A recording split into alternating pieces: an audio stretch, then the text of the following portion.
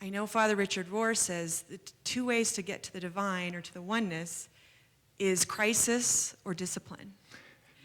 So, I love that. so some days Clear I'm straight. there. But my empath, that's what's given me courage in this field, in this ground swelling of like, Paige, you are aware, but who are you? And I'm like, there is so much hurting, and people don't have a method.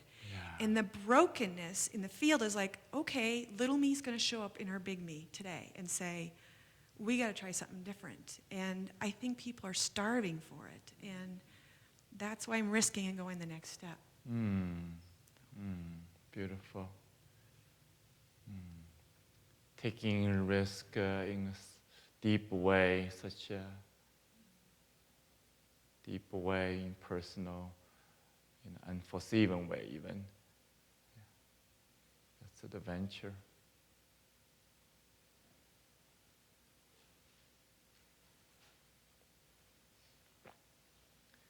So one question have not been asked, and I'm surprised.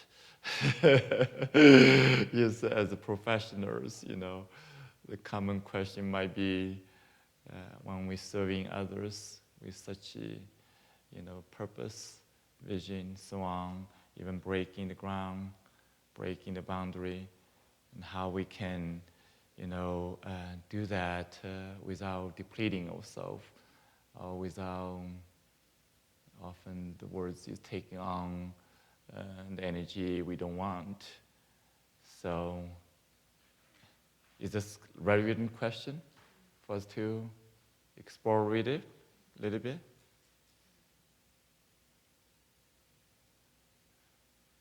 So just kind of making the connection, with what we have been doing, especially organizing the chi field. Organizing the chi field. So when we're expanding the energy to all direction, connecting the energy in that way with a particular purpose of wisdom, love, joy, and creativity. And you can also bring, certain energy, that we're working with in the relative dimension, most of the time. 90% of time, even more than 90% of the time, we are experiencing relative energy of whatever another human being, a group, or even an idea, or circumstance might be. These are all relative energy we're experiencing. So in the same way, the diseased energy is a relative energy.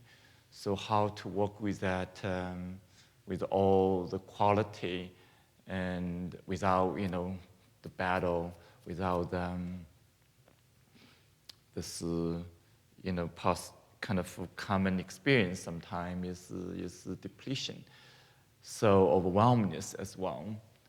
So I want to just offer some insight and experience.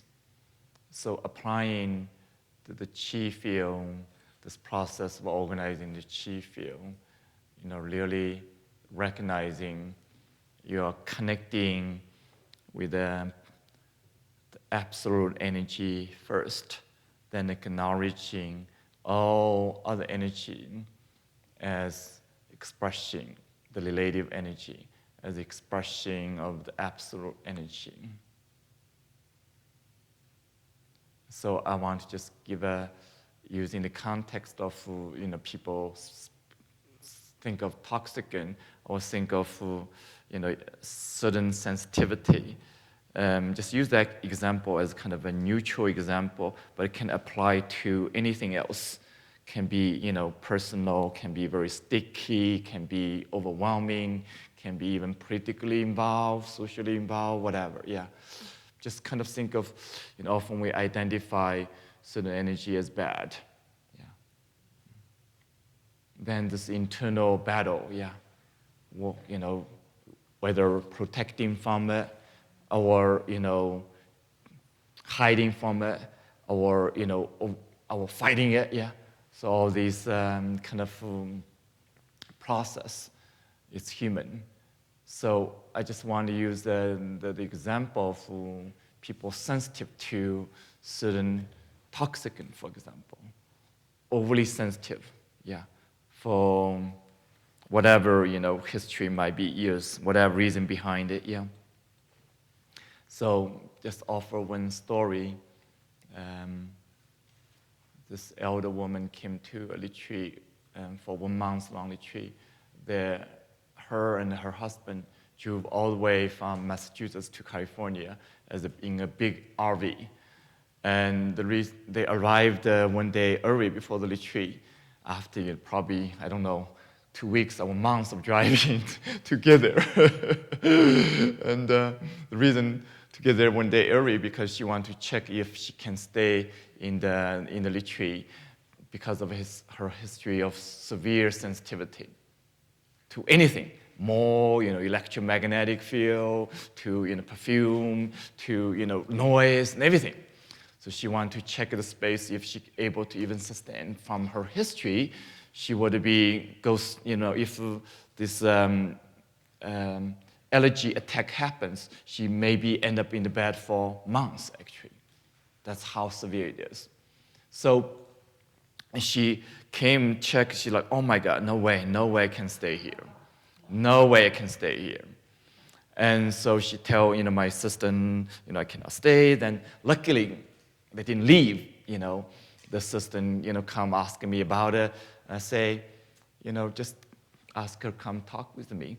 And luckily, we know each other before. We met briefly on another occasion. I don't remember her much of it, but we made a connection before. That's why they, make such a commitment all the way come here to do this retreat.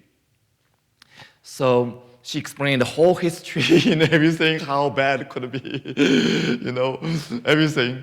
I look into her eyes. I say, do you want to heal? Do you want to heal? First, her response is like, yeah, of course I want to heal. That's why I came all the way here. And ask again, do you really want to heal?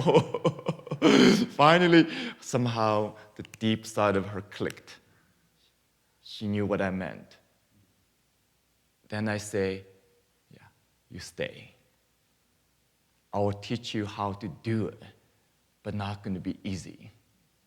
It's not going to be easy. And the first advice I give to her is the most important, most challenging pieces. Ask her to visualize not only ocean of light, but visualizing any toxicant, anything she identified as enemy, as part of the ocean of light. Recognize the thing we think is bad in chemical stuff, GMC, stuff. Actually, this stuff is also made of light, my dear.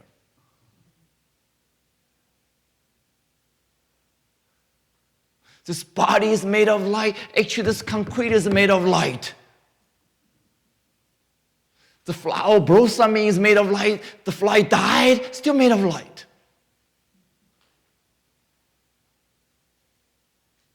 The food we think is good food is made of light. Actually, the bad food we also made of light, my dear.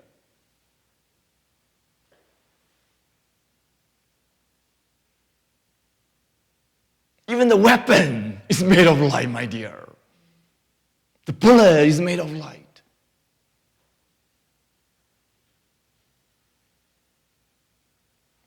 So ask her to visualize everything as an ocean of light. Particularly the things she identified would make her sick. And ask her, do you want to do that? She, yes. Yeah. So not only she stayed in this retreat, in the beginning, yeah, of course, difficult. Not like I give her a secret weapon, then everything, miraculously happen. Next day, she will be totally fine with no sensitivity anymore. That's often how we think, yeah? But starting from there, she gradually is still able to stay in the room 80% of the time. Then towards the end, not only she was able to stay in the room 100%, not only that, she has a whole list of diagnoses. Chronic pains, other fatigue conditions, and even in the beginning, she would stay in the wheelchair 80% of the time. Barely can walk. Yeah. All other depression, all other stuff, whole list of stuff. On top of that, she has been on the spiritual path for whole life. Experienced the joy, experienced the transcendency, experienced beautiful realm of possibility. And yet, this physical body carry all these sufferings. In the retreat, she realized she has hardly connected with this body as sacred, as spiritual. And most of her practice, whether conscious or unconscious, is more focused on get away from the pain, get away from the suffering of the physical realm. Yeah, that's okay for the time being. And yet, and towards the end of the retreat, she was able to, in the beginning, most of the time, follow the practice lying down actually. She was lying down in the back of the room most of the time. Yeah. And then gradually start sitting more. Towards the end of the retreat, 80% of the time she was able, doing the same practice we're doing, 80% of the time standing up. Yeah. In the last session we're sharing, I asked her to not only walk, dance. The room is much longer than this room. From one end to another end. She did it. That was the first time, I don't know in how many years in her life. So what I'm trying to share with you is everything is connected. All her symptom is relating to the same issue. The same issue of overprotection, the same issue of disconnection with the body.